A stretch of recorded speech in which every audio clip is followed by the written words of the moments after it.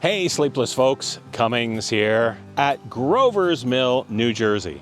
And I'm making this video to explain a little bit of the history of audio horror fiction.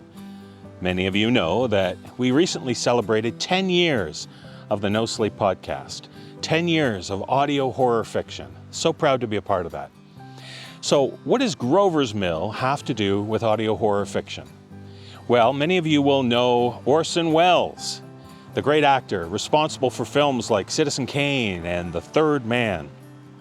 Back on October 30th, 1938, Orson Welles and his Mercury Players created a radio show that went out, and it was an adaptation of H.G. Wells's classic science fiction story, The War of the Worlds, where the Martians came down and attacked Earth. In this radio broadcast, they made it so realistic that there were people who actually thought it was real. Now you imagine, this is 1938. There's no internet, there's no television. And so when you turn on the radio and you're listening to some music, and then all of a sudden you hear the announcer say, "We interrupt this broadcast to talk about strange crafts in the sky, and they've landed in New Jersey," that's going to cause a lot of panic. And the people who adapted the script chose Grover's Mill, New Jersey, as a place where one of the Martian crafts landed. And they talked about Grover's Mill. Grover's Mill is about half an hour north of Trenton, the capital of New Jersey. It's about an hour south of New York City. And so if you're listening to the radio and you live in this area, you're hearing about Martians landing in a place that you're familiar with. And so people heard this and they started to panic. And this area became rather infamous because there were people who thought Martians were here. There was panic. There was madness going on because people didn't know it was just audio horror fiction. So we're going to take this video and show you a few of the sites that made Grover's Mill famous. And we hope you enjoy this little trip and the NoSleep Podcast's connection with the granddaddy of audio horror fiction, War of the Worlds by Orson Welles and the Mercury Player Theater. Here we are at the park, just around the corner from where I stood at that old Grover's Mill building, which was an authentic and still is an authentic building. They've remodeled it, of course, but that was here back in the early 30s when all this took place. And we're in the park, and I'm standing beside the monument that they erected a number of years ago, I believe to celebrate the 80th anniversary, or 75th maybe. Details are important. And here we see the Martian landing site. This was fictitiously where the Martian craft landed, and the army attacked it and was wiped out. And so you can see here it's depicted, the Martian landing site. Here is the Martian spaceship with its scaly tentacles coming out. Here is Orson Welles himself recording in the New York studio, very much like I record with my hand up and holding a pipe, very authentic. And I love this part. This is the family listening to the radio, listening to the broadcast, just terrified by what they're hearing. And if you see this young boy here holding on to his mother, just aghast because his young life, as he knows it, is coming to an end. He's probably saying, "Mother, why? I've lived so..." Actually, no, he's from New Jersey, so he's saying, "Hey, mother, what the hell? Hey, I thought I had the long life to live, and now the Martians are coming? What gives? Ooh." Sorry, I've watched too many episodes of The Sopranos. That's what I assumed New Jersey kids sound like. So there you go, and down below it gives a little blurb about what happened on the event. So I'm going to show you a photo of this, and I'm going to play for you now the actual audio from that broadcast so you can hear what they portrayed and how they mention things like Trenton. They mention New York, of course, and they mention Princeton, New Jersey, which really is about 5 miles down the road. So they made it very authentic that this place is where the Martians landed. Here, Grover's Mill, New Jersey, the Martian landing site. We now return you to Carl Phillips at Grover's Mill. Ladies and gentlemen, am I on? Ladies and gentlemen, here I am, back of a stone wall that adjoins Mr. Wilmer's garden. From here, I get a sweep of the whole scene. I'll give you every detail as long as I can talk and as long as I can see. There's more state police have arrived. They're drawing up a cordon in front of the pit. About 30 of them. No need to push the crowd back now. They're willing to keep their distance. The captain's conferring with someone. Can't quite see who.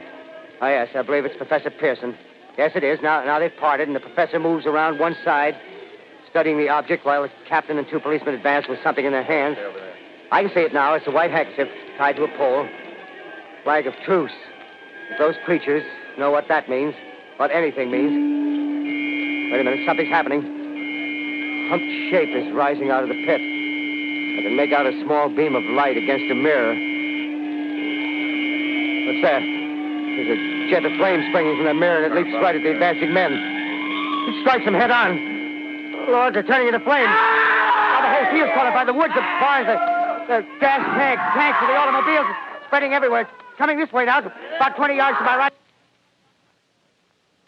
Ladies and gentlemen, due to circumstances beyond our control, we are unable to continue the broadcast from Grover's Mill.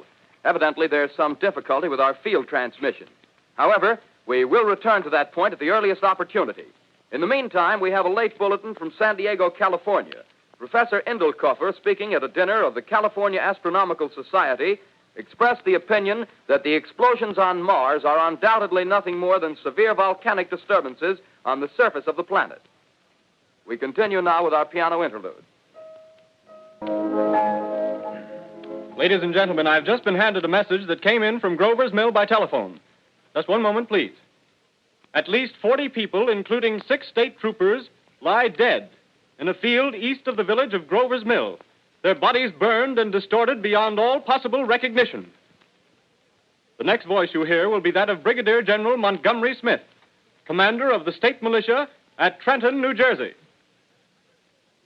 I have been requested by the governor of New Jersey to place the counties of Mercer and Middlesex as far west as Princeton and east to Jamesburg under martial law.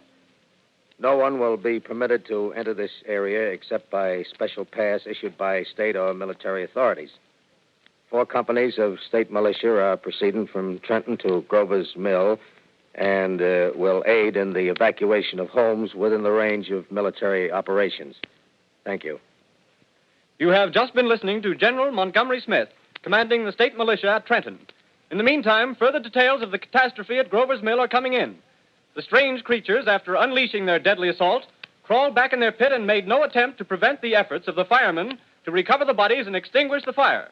The combined fire departments of Mercer County are fighting the flames which menace the entire countryside.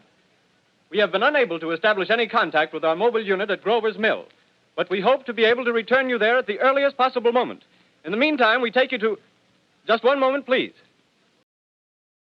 We're just around the corner from the Grover's Mill Park where the landing site memorial is. And if you look over my shoulder, right back there, you'll see an odd-shaped tower. That is an old water tower. And it's significant to the events of October 30th, 1938, because you have to picture the scene. You've been listening to the radio. You've heard something that sounds very much like an authentic news bulletin about Martians landing.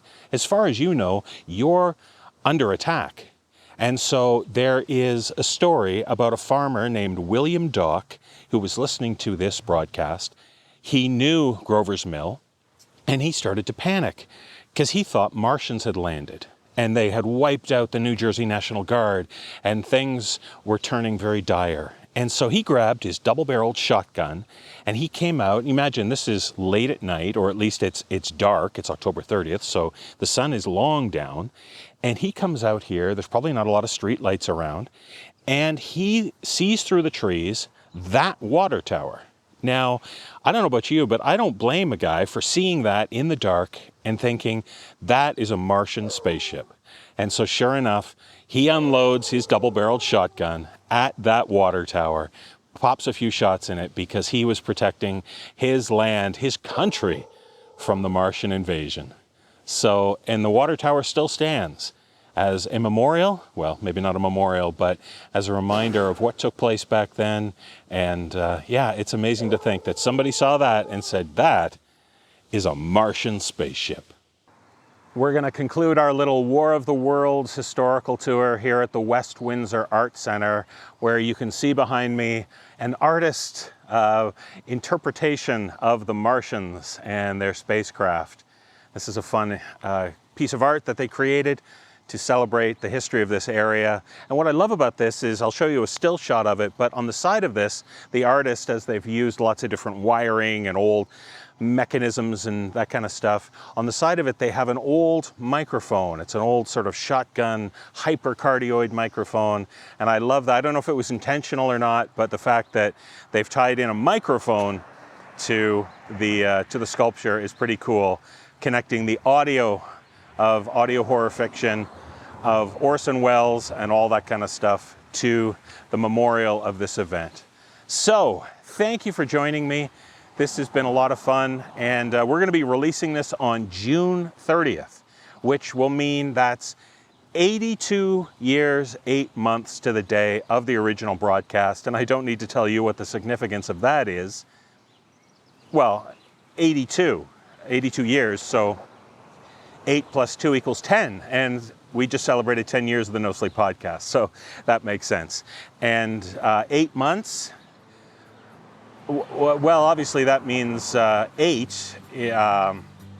I ate breakfast this morning. So you can see how it all ties in wonderfully to what this event meant for audio horror fiction, for old-time radio, for horror radio, and all of those things, connecting the past to the present, and it's a wonderful thing. And so I've been David Cummings, and I will continue to be David Cummings, and I look forward to many more years of the NoSleep Podcast. And thank you for joining me here at Grover's Mill in central New Jersey to celebrate old-time horror fiction radio.